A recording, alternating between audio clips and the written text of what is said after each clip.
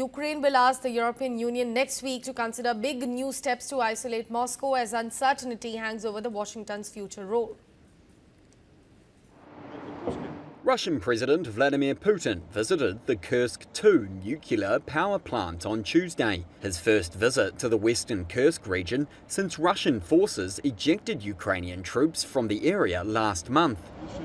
State television showed Putin meeting volunteers and local officials, accompanied by the Kremlin's first deputy chief of staff.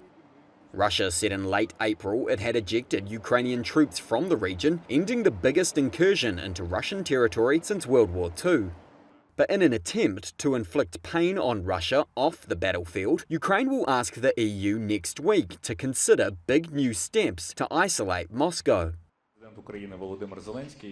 A previously unreported Ukrainian white paper, seen by Reuters, calls for seizing Russian assets and bringing in sanctions for some buyers of Russian oil. The paper asks the bloc to take a more aggressive and independent position on sanctions as uncertainty hangs over the United States' future role. Among 40 pages of recommendations were calls to adopt legislation to speed up seizing assets from individuals and send them to Ukraine, and make sanctions apply more forcefully beyond EU territory, including targeting foreign companies that use technology to help Russia. Such secondary sanctions, which could hit big buyers such as India and China, would be a major step Europe has so far been reluctant to take.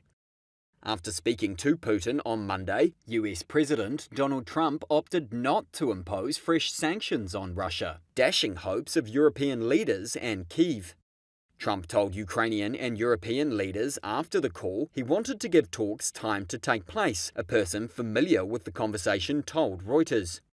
The EU and Britain imposed additional sanctions against Russia on Tuesday anyway, saying they still hope Washington will join them. But Europeans are openly discussing ways they can maintain pressure on Moscow if Washington is no longer prepared to participate.